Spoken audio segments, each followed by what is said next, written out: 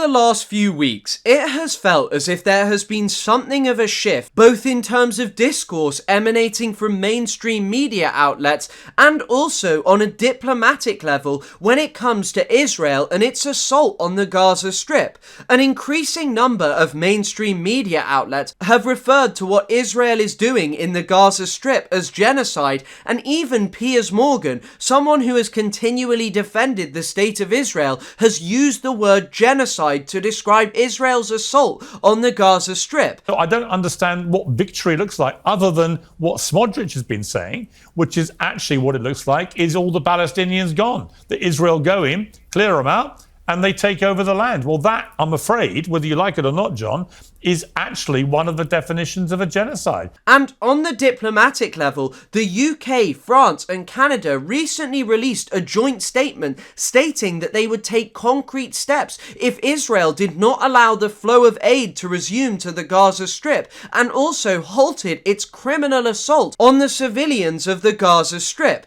And this really shouldn't come as a shock. Israel has nearly been blocking aid for 3 months to the Gaza Strip. If you read the words of one of the world's leading famine experts, Alex DeVille, they are absolutely shocking. He talks about the horrors that are really emerging in Gaza. And this has also been coupled with the launch of Israel's new assault, which is called Operation Gideon's Chariots. And the reason that this is so hard to justify is because it is not about defeating Hamas. It is not about rescuing the hostages. It is about seizing the vast majority of the Gaza Strip, designating it a kill zone, and forcing Palestinians into tiny areas that are totally unlivable, lack basic infrastructure, with the overarching goal of expelling them. Benjamin Netanyahu has openly stated that Israel is destroying more Palestinian homes so that they have nothing to return to. Smotrich, Israel's finance minister, is talking about how no one should be scared of the word occupation, how Israel is colonizing Gaza.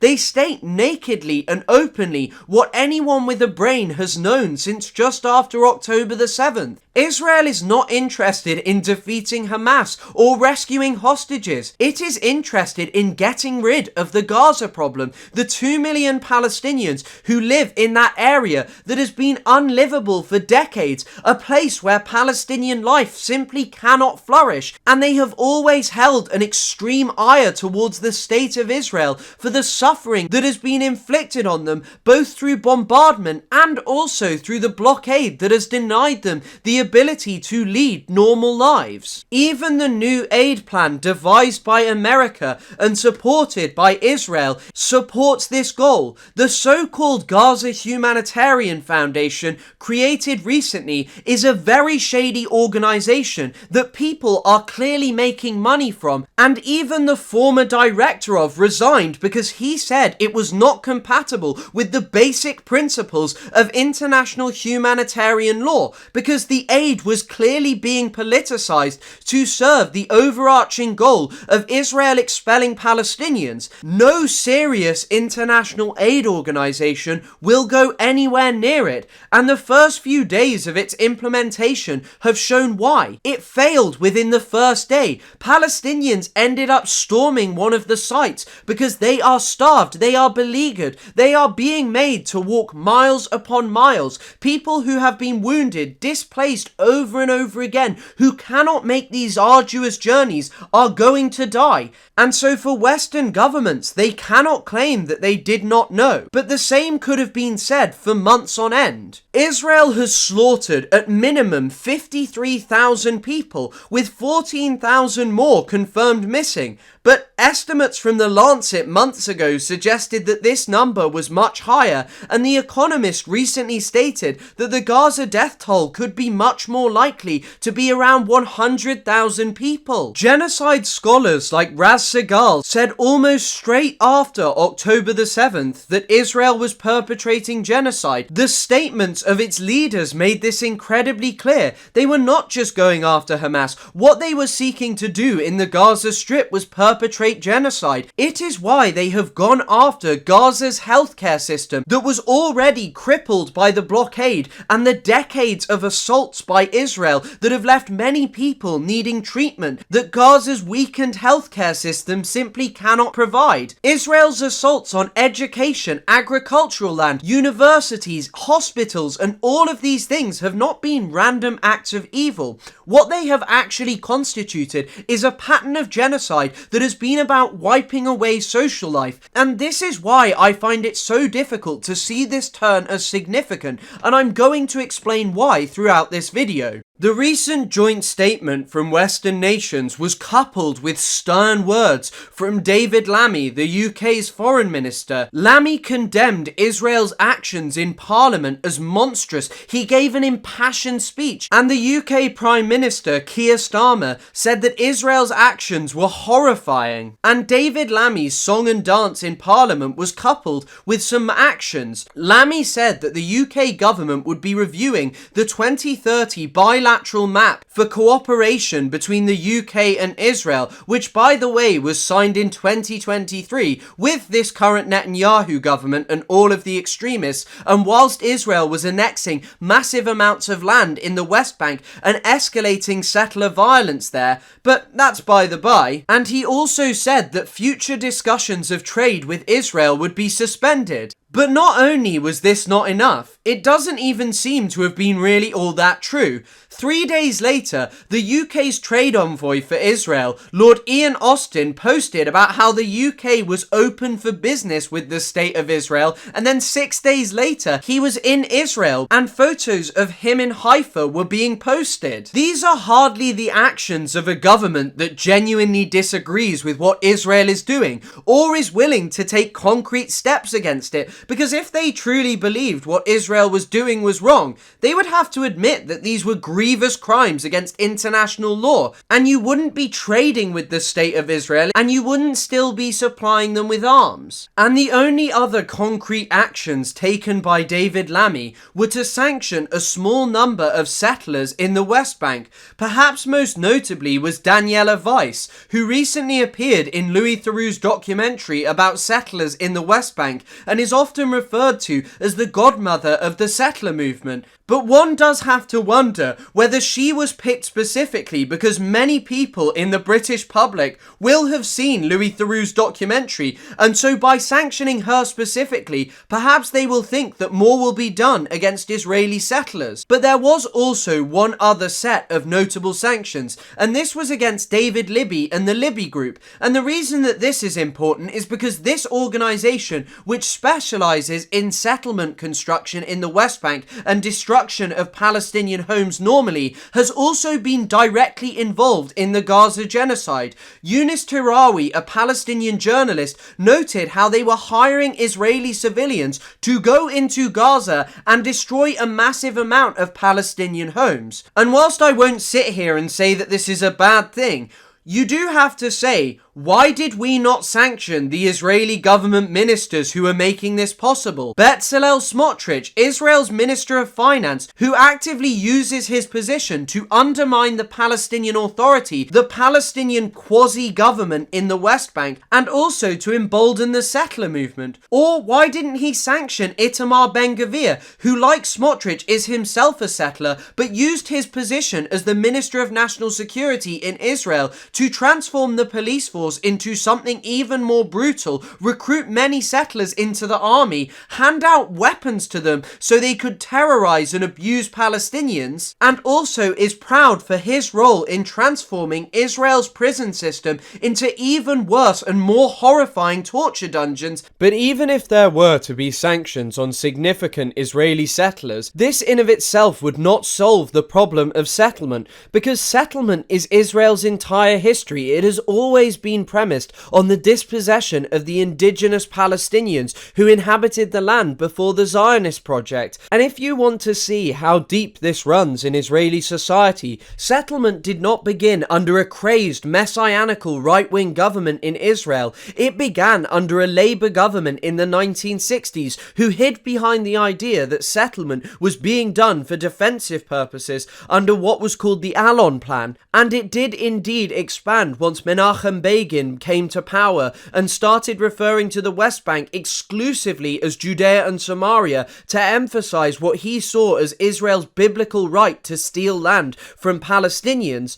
But even then, the problem is so wide in Israeli society. At least 2 of their Supreme Court justices live in Israeli settlements. Noam Solberg, who is the deputy president of the Israeli Supreme Court, lives in the settlement of Alon Shuvat, and David Mintz, another Supreme Court justice, is a resident of the West Bank settlement of Delev. The idea that this is just a problem specific to a few crazed religious fanatics in Israel is completely farcical. Yesh Atid, who are led by Yair Lapid and are polling as the biggest party in the opposition, is an example of this, because Lapid previously led the Israeli government, and during this time there were actually more settlements built than under the previous Netanyahu government. So the idea that this can be dealt with by just a few sanctions on individuals serves to individualize a problem that is societal in Israel. You cannot make it go away with a few sanctions. You cannot claim that you want a two-state solution, that you respect the Palestinians, international law, and reject settlements when you are not doing anything about Israel's continued settlements. I mean, even the Reagan government in the 1980s recognized that these were a key obstacle to peace, and they have proliferated to a point that is incomparable to then. So if Western governments like the UK were really committed to peace or anything like that, the actions that they would be taking would be far grander than just a few sanctions on individuals and not even key figures. So stern words and minor actions really aren't enough, especially when you consider that Benjamin Netanyahu has said previously that no one will stop him, not even The Hague. If you really want something to change, you better do something fast, because Netanyahu isn't going to stop over a couple of stern words from the UK. Additionally, the UK has continued its surveillance flights over the Gaza Strip, which it claims aid in hostage rescue, and both Keir Starmer and also the Minister for the Procurement of Munitions have said that they are proud of these surveillance flights. So if you truly believe that what Israel is now doing is monstrous, even though it is just an acceleration of previous policies, how can you possibly have sat there and said that you were proud of these flights? But in the context of this current Labour government, it is really hardly surprising.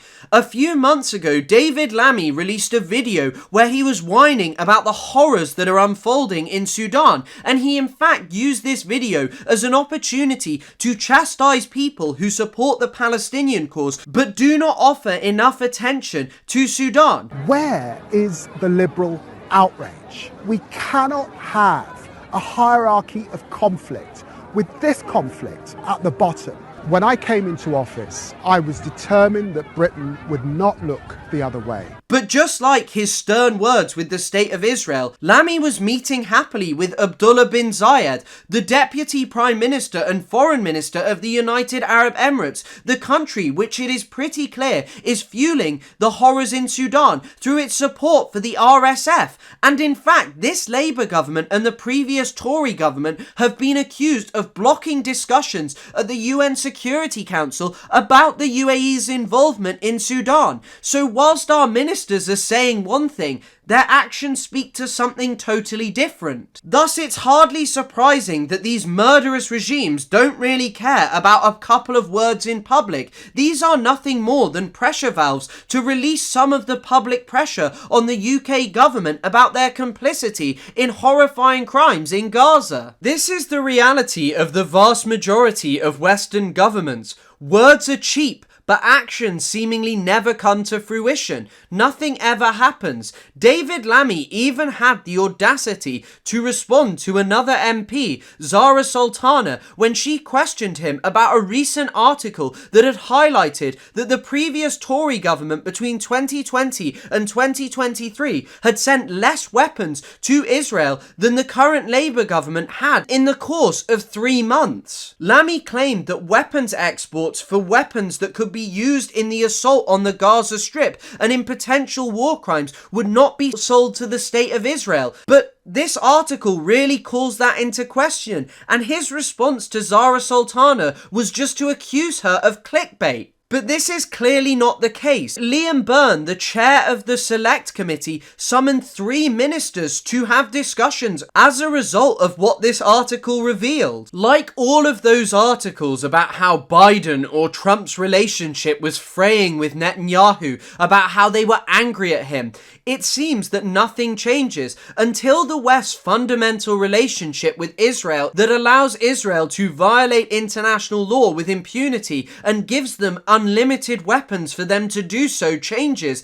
It is really hard to see actions like these as significant. If the UK was really against the Gaza genocide, as I said, they would be sanctioning the whole state of Israel and not just a couple of individuals. They would be enacting an arms embargo, and they wouldn't just be summoning the Israeli ambassador Tzipi Hotovely for discussions, they would be expelling her. I must remind you that this is a woman who not only denies the 1948 Nakba, she is also someone who has over and over again justified Israel's assault on the Gaza Strip. She was doing it on Piers Morgan just a few days ago. So it's really hard to see what the UK has done as anything more than a change in rhetoric. The concrete steps that they have taken are simply not enough. Now, the case of Europe has been somewhat different because Spain and Slovenia have just come out and stated that they want an arms embargo and more sanctions on the state of Israel, and Spain passed a non-binding motion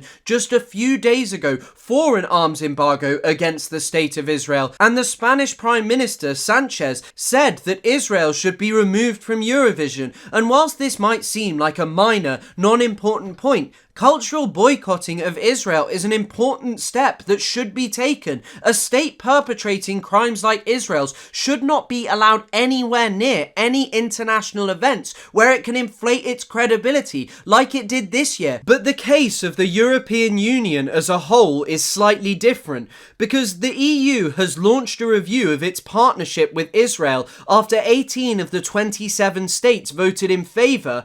But there are still many major problems. Notably, Germany has not supported this, and it is one of the largest arms exporters to the state of Israel. Israel's navy that is currently firing on Gaza is made in Germany. And the most significant development that we have got from them is that their Chancellor, Friedrich Merz, has come out and condemned Israel for the first time since October the 7th. He said, "We are dismayed by the fate of the civilian population and the terrible suffering of the civilian population in Gaza. We are now at the point where we have to think very carefully about what further steps to take." He also said that Israel's assault could no longer be justified by the need to fight Hamas. But much like the UK, these are just words. Concrete actions don't need to be taken now. They needed to be taken months ago. Tens of thousands of people are dead in Gaza. These words are not enough. But what's also particularly notable about Merz is that he said previously he would find ways and means to help Benjamin Netanyahu visit Germany in spite of the ICC warrant. So what is with this change? Because he was willing to invite Netanyahu even after the man was indicted for the exact same crimes that Western nations now allegedly oppose. Merz has basically said that he was willing to allow Israel to flaunt international law to the point where he would ignore ICC arrest warrants and bring Benjamin Netanyahu to his country, and now he is just delivering some stern words. Like the rest of Europe, I feel very similarly about what Merz is doing. They are trying to distance themselves from Israel only because they see it is clear that what Israel is doing is a grave crime. Their leaders openly declare it, and they will not be able to claim that they did not know what was happening. Israel cannot hide behind the idea that people are starving because Hamas is looting aid, no matter how much they have lied about it, like they tried to this week.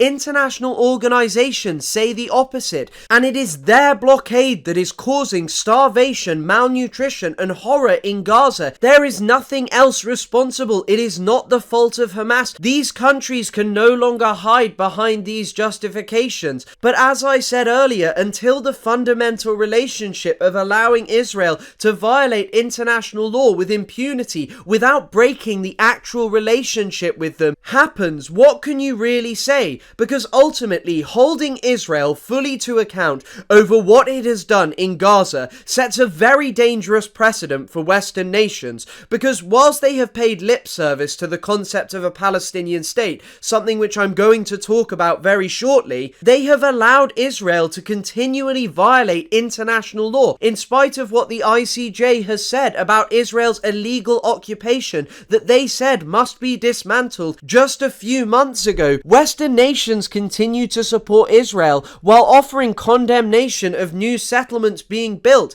If they were to actually hold Israel to account for what it is doing in Gaza, then perhaps they would have to hold Israel to account for what it is actually doing in the West Bank. And this is why, until the fundamental relationship is undermined, I cannot see these things as significant, and I do not think the West has yet turned its back on Israel. The shift in media is indeed happening. Sky News actually released a rather brilliant program about what's happening in Gaza. It was genuinely good media coverage on a mainstream platform, but at the same time, this has been 19 months of extermination. Israel's assassination and execution of 15 paramedics and aid workers last month is barely a footnote in what they have done. Since Israel violated the ceasefire back in March, it has already been confirmed that they have killed nearly 4,000 people. They have displaced hundreds of thousands, sending beleaguered, wounded, and ill people on journeys that are impossible for them to undertake,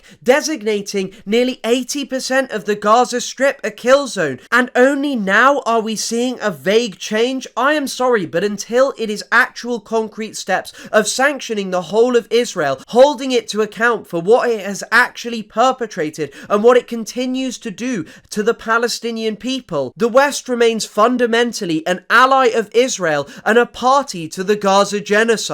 Even the government of Ireland, whose deputy prime minister said a few days ago that what Israel is doing in Gaza constitutes genocide, does not feel like enough until they break relations, completely sever ties with Israel, sanction it, and use their platform on the global stage to turn Israel into a pariah state.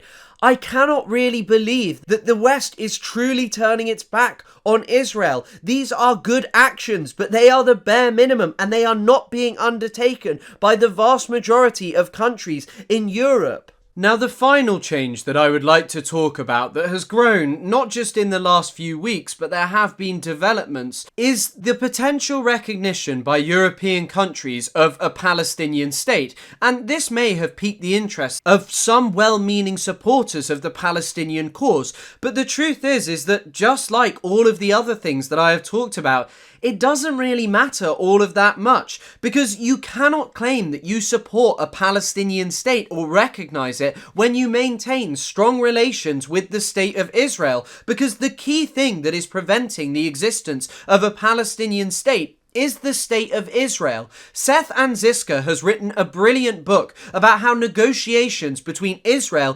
Palestinians, and also the Egyptians have always been undergirded by this desire to prevent an actual Palestinian state emerging. But the main reason that you cannot claim to support a Palestinian state or recognize it whilst having a relationship with Israel is that Israel is working actively to undermine a Palestinian state, to destroy it. They have just approved 22 new settlements in the West Bank, and it's not just that these annex land, it is also how these settlements and the infrastructure which connects them will harm the Palestinian people. The Oslo process fragmented the occupied Palestinian territories into an archipelago of isolated Palestinian enclaves separated by Israeli-controlled territories. Because in order to connect the settlements, many roads are built which Palestinians are not allowed to enter. Often they are enclosed by military infrastructure,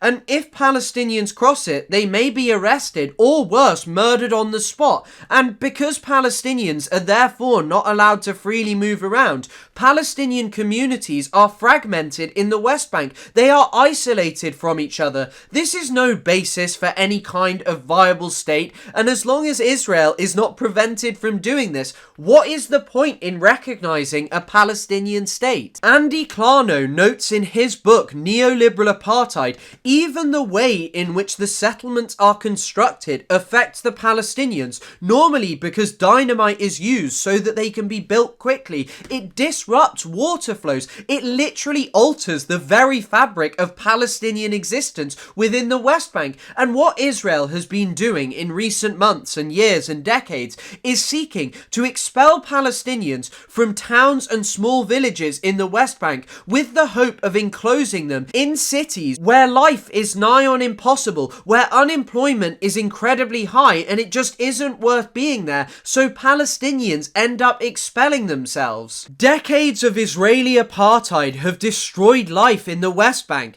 Recognition of a Palestinian state cannot magically fix that. Industries involving handicrafts have tanked due to the occupation and apartheid regime, leading to the closure of 80% of the Palestinian-owned mother-of-pearl and olive wood factories in the West Bank. Tourism, a once flourishing industry, has been destroyed because overwhelmingly people come with Israeli or international tour guides due to the stigmatization of Palestinians as violent criminals and terrorists. And even if they do visit Palestinian stores whilst on Israeli or international tours, the Palestinians have to pay a commission between 30 and 40% for each bus. Israel's occupation and settlement have destroyed the lives of Palestinians, whether that is economically, physically, or the social connection felt between Palestinian villages. Due to checkpoints and roads, Palestinian villages cannot access each other. This isn't even to mention that the Oslo Accords, most likely what a Palestinian state would be based on, would mean the colonized indigenous Palestinians had to give their colonizers 78% of historic Palestine, whilst only accepting sovereignty on 22%. 1.3% of that, the Gaza Strip, has been totally leveled. It is completely isolated from the West Bank. So what's going to happen if a Palestinian state is recognized? Does that mean over all of the Gaza Strip, the West Bank, East Jerusalem, will they be connected? Will Israel be prevented from enacting its horrifying policies in the West Bank, East Jerusalem, made to cancel its blockade? No. So what's the point of it? Just like all of these other actions Western governments are undertaking, they are nothing more than symbolic. So don't be fooled into believing that there is a major shift. As I say, until this fundamental relationship of Israel being offered total impunity when it comes to violating international law is rejected, their occupation, which is so clearly illegal, is no longer tacitly supported by having a relationship with Israel and pretending as if Western nations condemn it, nothing will change. We need serious action, and not just on Gaza, on the West Bank as well. And until this happens, I won't buy into the idea that there is a massive change afoot.